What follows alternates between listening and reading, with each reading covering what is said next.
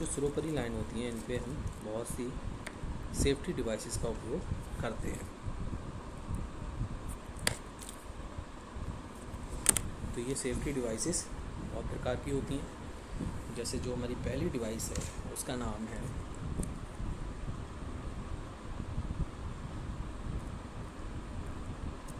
Fuse unit.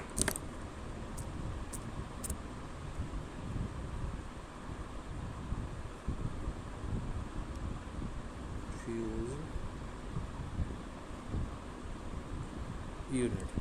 तो जो fuse इकाइयाँ रहती हैं उनका हम उपयोग करते हैं, जो ये हमारी ओवरहेड लाइन्स रहती हैं इनको बचाने के लिए। दूसरा है हमारा आइसोलेटिंग स्विच।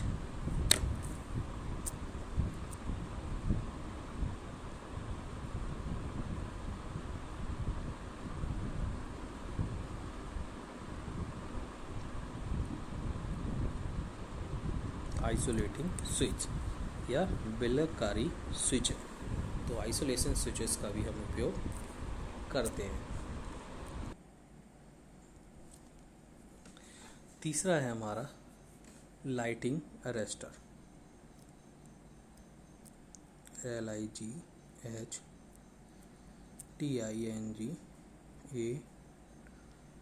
इसका भी उपयोग हम सेफ्टी डिवाइसेस के तौर पर करते हैं, अर्थात तड़िक निरोधक। चौथा है हमारा चोक कॉइल्स। इन चोक कॉइल्स का भी यूज़ हम इसके अलावा हम चोक कॉइल्स का यूज करते हैं। और बात करें तो स्तंभों के शीर्ष पर परिचालित सतत भूतार का, अर्थात continuous earth wire running on the top of towers. तो जैसा कि आप लोगों ने देखा, टावर्स के टॉप पर एक अर्थ वायर साथ साथ चलता है। इसके अलावा छठा है हमारा सिरोपरी लाइन के नीचे प्रयुक्त बी गार्ड्स या बी guards used below overhead lines. तो हम ओवरहेड लाइंस के नीचे बी गार्ड्स का यूज करते हैं। और सिरोपरी लाइन के नीचे अथवा ऊपर प्रयुक्त गार्ड तारे, अर्थात गार्ड वायर यूज्ड बिलो और एबव द ओवरहेड लाइंस। ये हम इसलिए यूज करते हैं कि इनके टूट कर गिरने का खतरा ना रहे, और अगर कुछ रहे तो उससे कनेक्ट हो जाएंगे।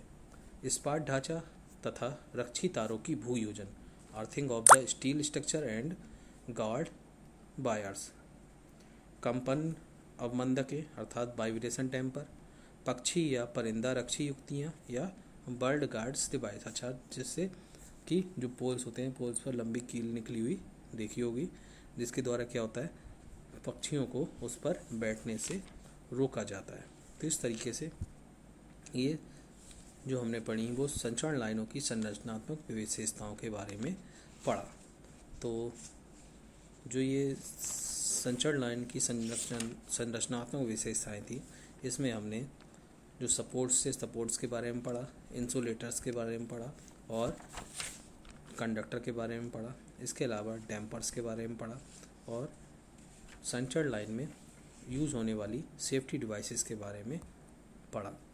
तो इस तरीके से जो ये आपके पेपर हैं, इनमें आपके ऑब्जेक्टिव टाइप क्वेश्चंस आएंगे, जिनके लिए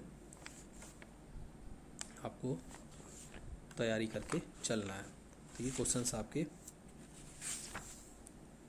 ऑब्जेक्टिव टाइप या मल्टीपल क्वेश्चन टाइप या टिक मार्क जैसे क्वेश्चंस रहेंगे।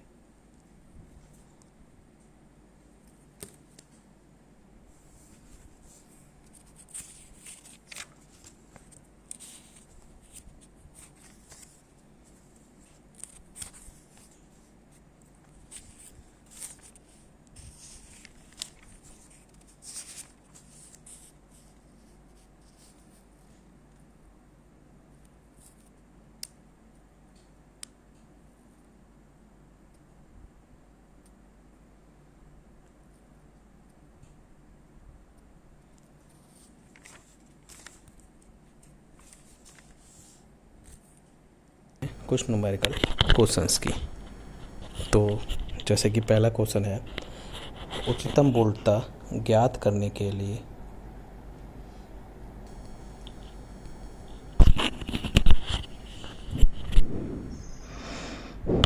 उच्चतम वोल्टता ज्ञात कीजिए जिसे 3 सस्पेंशन इंसुलेटर की स्ट्रिंग सहन कर सकती है, जबकि प्रत्येक इंसुलेटर के लिए उच्चतम वोल्टेज 12 kV है और प्रत्येक यूनिट तथा पृथ्वी के बीच कैपेसिटी इंसुलेटर की सेल्फ कैपेसिटी का 20% है। तो यहाँ हम देख रहे हैं कि हमें दिया हुआ है E इक्वल टू हमें निकालना है N इक्वल टू कितना दिया है 3 और E3 इक्वल टू 17 किलोवाट। तो इस तरीके से जो क्वेश्चन है इसमें हम इसको सही कर लेंगे। जो हमारा उच्चतम वोल्टेज है वो कितना है 17 kV है। तो CS इक्वल टू कितना होता है 20/100 CM, अर्थात 20% दिया हुआ है। तो जो किसका दिया हुआ है सेल्फ कैपेसिटी का, अर्थात प्रत्येक इंसुलेटर की जो सेल्फ कैपेसिटी दी हुई है वो 20% दी हुई है। तो CS equal to 20% of CM, तो 20/100 हो गया। तो K इक्वल टू कितना आ गया और K इक्वल टू क्या हो गया 0.20। तो इसका फॉर्मूला क्या होता है E1/1 equal to E2/1 plus 3K plus K² और E3/3 plus 4K plus 4K²। तो हम इसको E की जगह B भी यूज कर सकते हैं, जैसा कि हमने पिछले डेरिवेशन में किया था। तो इस तरीके से हम इसको सॉल्व करेंगे। तो सॉल्व करने पे क्या है हमारा E इक्वल टू, हमने E इक्वल टू वैल्यूज़ ली और ये E3 के बराबर रख दिया। तो इस तरीके से इसमें हमने सारी वैल्यूज़ रखी, K की वैल्यूज़ रखी और इसे सॉल्व किए। तो सॉल्व करने पे हमारा जो आंसर आया वो आया 39.8 kV। एक बार फिर से समझेंगे इसे कि जो वह उच्चतम वोल्टेज हमें ज्ञात करनी है, अर्थात हम अपने डेरिवेशन में हमने B का यूज किया था, यहाँ क्वेश्चन में E का यूज किया गया है। तो यहाँ पर E इक्वल टू भाट है, मतलब कि E हमें ज्ञात करना है और जिसे 3 सस्पेंशन इंसुलेटरों की स्ट्रिंग क्या है सहन कर सकती है, जबकि जो प्रत्येक इंसुलेटर है उसके लिए जो उच्चतम वोल्टेज दिया हुआ है वो यहाँ पर क्वेश्चन में जो आंसर में चेंज किया है उसमें उसके अनुसार 17 kV है और प्रत्येक यूनिट और पृथ्वी के बीच का जो कैपेसिटी प्रत्येक इंसुलेटर की सेल्फ कैपेसिटी का क्या है 20% है, अर्थात जो CS है वो CM का 20% है, अर्थात तो जो K आ जाएगा कांस्टेंट वो कितना आ जाएगा 0.20। तो इस तरीके से हमने इसे इक्वेशन में रख देंगे। अगर हम अपने फॉर्मूले की तरह रखें तो क्या हो जाएगा B1/1 B2/ इतना और B अपॉन इतना। यहाँ पे क्या होगा B इक्वल टू वाट। तो इस तरीके से B इक्वल टू हम इक्वेशन निकालेंगे, ये क्या आएगा हमारा B3। अब K की जगह हम वैल्यू रख देंगे। तो K की वैल्यू रखने पर हम इसे सॉल्व करेंगे तो हमें क्या आंसर मिलेगा 39.8 kV। ठीक है, इसे कॉपी में उतार लेंगे।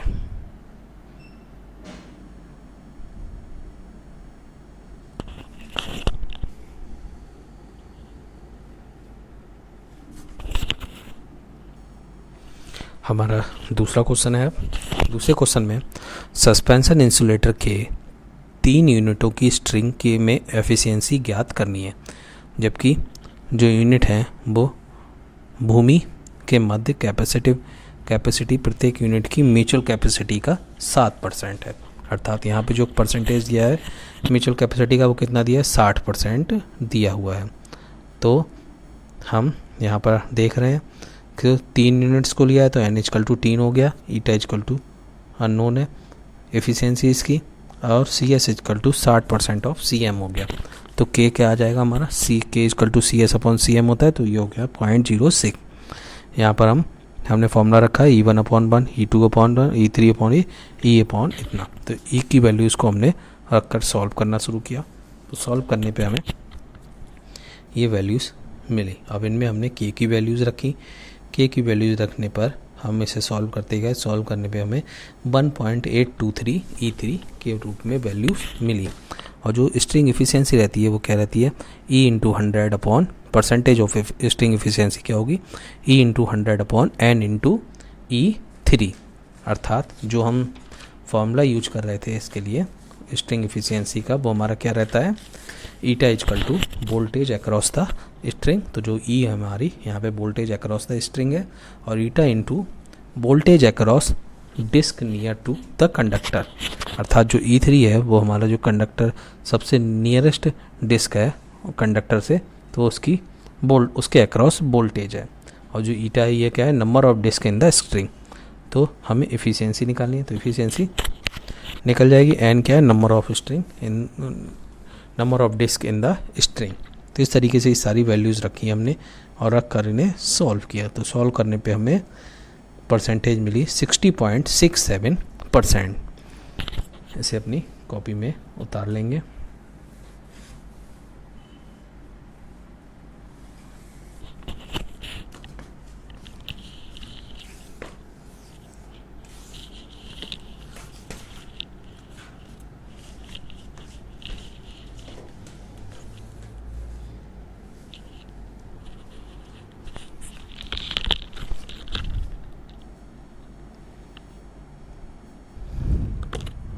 नेक्स्ट क्वेश्चन की बात करते हैं।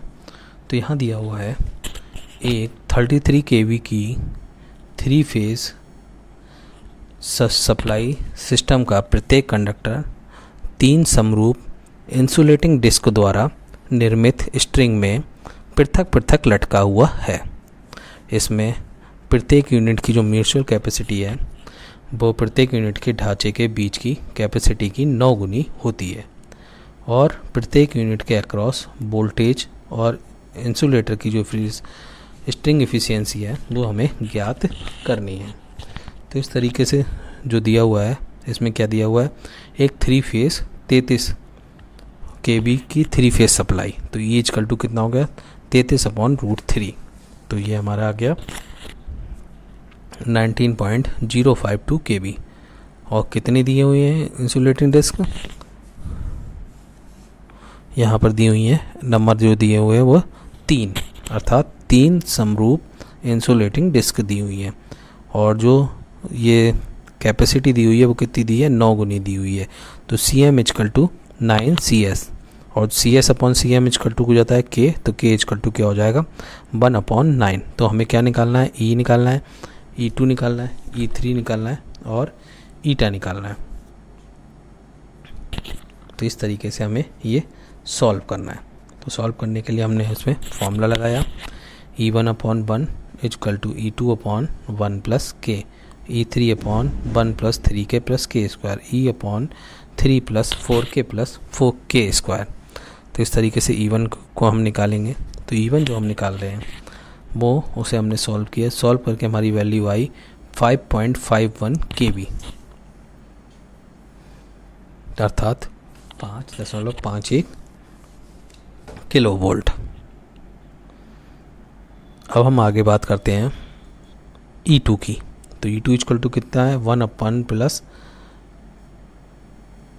K E1, अथवा 1 प्लस K E1 की वैल्यू रख दी हमने, E/3 plus 4K plus K square.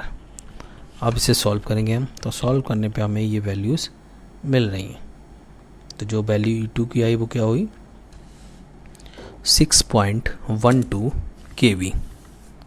तो इस तरीके से ये न्यूमेरिकल यहाँ पे सॉल्व कर रहे हैं। अब हमने E1 निकाल लिया, E2 निकाल लिया। अब हमें क्या निकालना है, E3 निकालना है। E3 का फॉर्मूला क्या है, 1 प्लस 3K का whole 3K square into E1, या हमने E1 की वैल्यू रखी। तो E1 की वैल्यू कितनी है, 1 plus 3K plus K square plus इतना। अब हमने सारी वैल्यूज़ रख दी, जिसमें E की वैल्यू भी रख दी। तो हमें E3 की जो वैल्यू मिली वो क्या मिली, 7.42। अब हमें क्या निकालना है, E3। जो E3 आया वो हमारा क्या आया, उसमें हमने सॉल्व करने के लिए वैल्यूज़ रखी। तो 7.422 kV आया। यदि हम स्ट्रिंग एफिशिएंसी की बात करें तो जो परसेंटेज ऑफ स्ट्रिंग एफिशिएंसी हो जाएगा वो क्या हो जाएगा, E into 100/n into E3, अर्थात voltage across the string upon eta into voltage across disc nearest to the conductor. तो इस तरीके से इसे हमने सॉल्व किया। तो जो एफिशिएंसी आई वो कितनी आई, 85.6%। तो इसको न्यूमेरिकल को कॉपी में नोट कर लेंगे।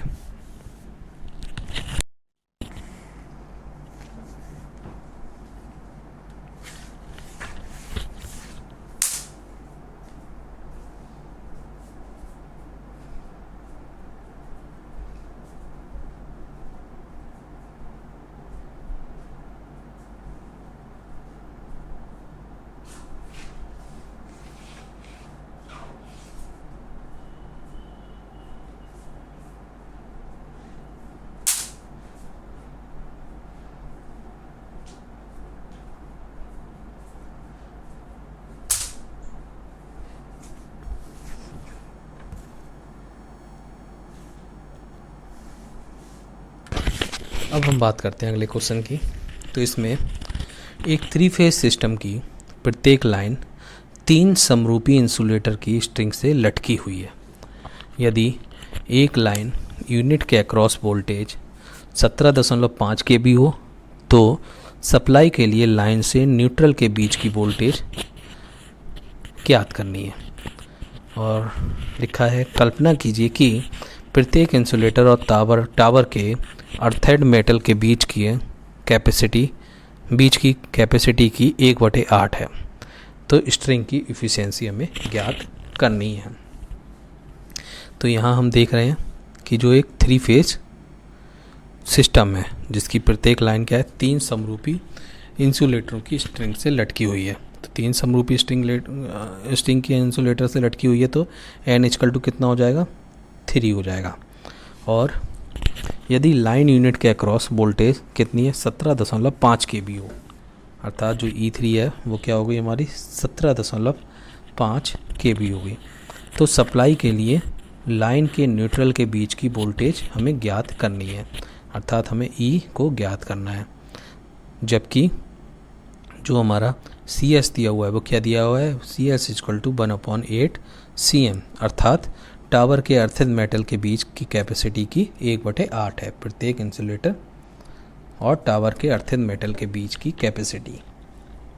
तो K = CS/cm होता है, तो ये हो गया 1/8। तो इसे सॉल्व किया तो ये आया हमारे पास 0.125। हमें निकालना है ईटा इफ़िशियंसी।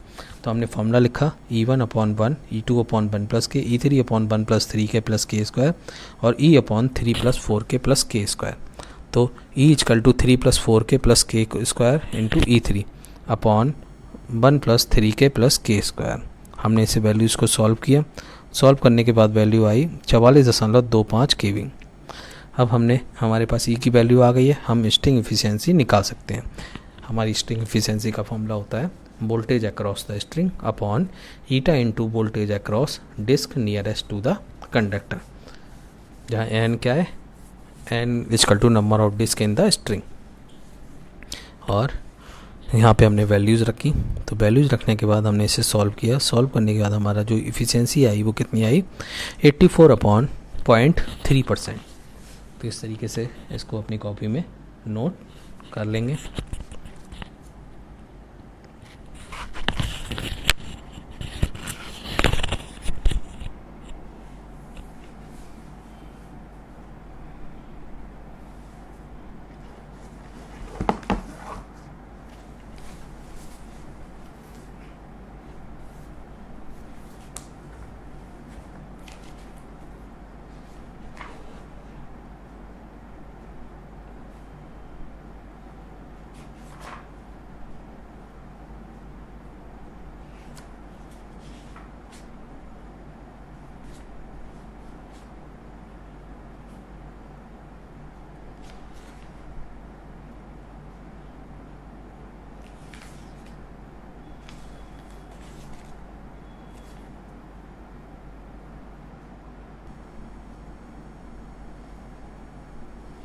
एक और न्यूमेरिकल की बात करते हैं। तो यहाँ देख रहे हैं हम, न्यूमेरिकल दिया हुआ है, एक 3 फेज ट्रांसमिशन लाइन के 3 इंसुलेटर वाली स्ट्रिंग के प्रथम द्वितीय इंसुलेटर के अक्रॉस वोल्टेज क्रमशः कितनी दी है, 9 kV और 12 kV। तो हमें ज्ञात करना है, क्या ज्ञात करना है, लिंक पिन अर्थ के बीच की कैपेसिटी CS, प्रत्येक इंसुलेटर की self capacity, line voltage, string efficiency. तो इन सब चीज़ों को हमें ज्ञात करना है। तो हमारी वो दिया है, फेज़ कितने दिए हैं, 3 फेज़ दिया हुआ है, n = 3 दिया हुआ है, E1 = 9 kV, E2 = 12 kV, K = हमारा होता है CS/cm = E और EL = √3E हमें ज्ञात करना है। तो हमारे पास फॉर्मूला है E1/1 = E2/1 + K = E3/1 + 3K + K² = E/3 + 4K + K²। तो इस तरीके से हम इसको सॉल्व करेंगे वैल्यूज़ को रखकर। तो 1 + K = E2/E1, तो K = E2/E1 - 1 हो जाएगा। इसे सॉल्व किया तो क्या आ गया, 1/3। इसी तरीके से E3 equal to 1 + 3 plus K square, E1 equal to 1 + 1 upon 9 into 9, ये 19 के आ गया। तो E इजकल टू इस तरीके से हमने रख के इसे सॉल्व किया, ये हमें कितना मिला 40 किलोवोल्ट। या E is equal to E1 + E2 + E3 की वैल्यूज़ रखी हमने, तो ये हमें टोटल E मिल गया 40 किलोवोल्ट। अब जो लाइन वोल्टेज है EL वो क्या है √3E, और ये हमारा कितना है 40, तो √3 × 40। तो इस तरीके से जो हमें वैल्यू मिली वो मिली 69.28 kV। अब हम बात करते हैं स्ट्रिंग एफिशिएंसी की या परसेंटेज स्ट्रिंग एफिशिएंसी की। तो percentage efficiency is equal to क्या होता है voltage across the string upon n into voltage across disc nearest to the conductor. तो इस तरीके से इसके हम सॉल्व करेंगे। तो सॉल्व करने पे हमें क्या मिलता है 40 × 100 अपॉन 30 × 19, तो 70.2%। तो इस तरीके से ये हमें जो स्प्रिंग एफिशिएंसी की परसेंटेज मिलती है वो मिलती है 70.2%। तो इसको आप लोग कॉपी में उतार लीजिए।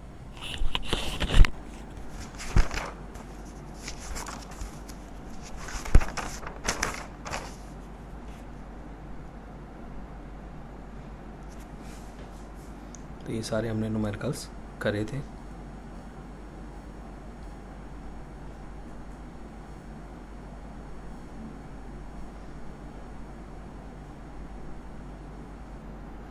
जहाँ पर हम स्ट्रिंग एफिशिएंसी को निकाल रहे हैं, जहाँ पे हमने स्ट्रिंग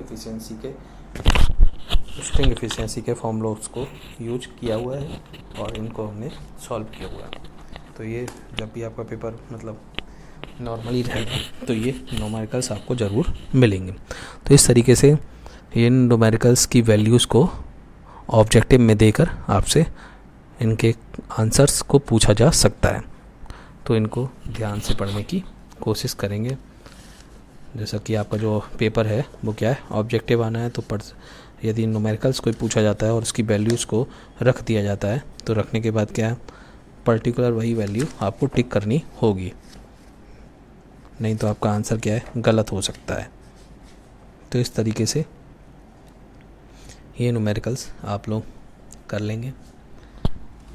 और जो ये लेसन है अब तक आप लोगों ने को वैद्युत लाइनों का विकल्पन डिज़ाइन ऑफ इलेक्ट्रिकल लाइंस पढ़ा दिया गया, और इसी के बाद जो आपका चैप्टर था line strength parameter of lines ये भी पढ़ा दिया गया, और परफॉर्मेंस ऑफ शॉर्ट लाइंस इसके बारे में हम लोगों ने बात की। इसके अलावा जो हमारे constructural feature of transmission lines थे उनके बारे में हमने पढ़ा, तो जिसमें हमारे main component of overhead lines थे, फैक्टर्स फॉर सपोर्टिंग कंस्ट्रक्शंस थे, वुड पोल्स थे, मेरिट्स ऑफ वुड पोल्स थे या डीमेरिट्स ऑफ वुड पोल्स थे, एप्लीकेशन ऑफ वुड पोल्स थी, टाइप्स ऑफ स्टील पोल थे, और tubular poles, merits of tubular poles, demerits of tubular pole. इस तरीके से जो आपके 4 चैप्टर्स के टॉपिक थे वो पूरे हो चुके हैं। अब हम अगले टॉपिक की बात करेंगे मैकेनिकल डिज़ाइन ऑफ लाइंस की। तो जो मैकेनिकल डिज़ाइंस ऑफ लाइंस रहता है इनके बारे में हम अगली क्लास में पढ़ेंगे, जिसमें जो मैकेनिकल डिज़ाइन ऑफ लाइंस के बारे में बताया जाएगा। और उसके बाद फिर एक लेसन होगा आपका इकोनॉमिकल प्रिंसिपल ऑफ ट्रांसमिशन, अर्थात संचरण के मितव्ययी सिद्धांत होते हैं, अर्थात जिसमें हम जो संचरण करना है ट्रांसमिशन करना है वो किस तरीके से हम कर सकते हैं कम खर्च में या कम यूज से। तो इनके बारे में हम लोग पढ़ेंगे।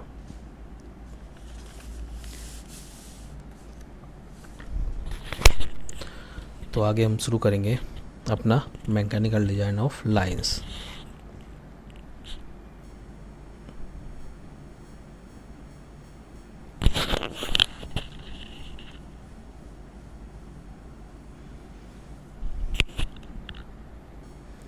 ये सारे एग्जाम्पल्स थे जिन्हें आप लोग देख लेंगे और देखकर कर लेंगे।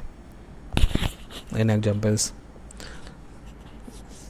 ये आपके एग्जाम्पल्स जो हैं वो आपके जो कंपटीशन के एग्ज़ाम रहते हैं उनमें भी आपके यूजफुल रहेंगे। तो इन्हें अभी से तैयारी करते हुए लेके चलेंगे जिससे कि आप आसानी से इनको सीख सकें।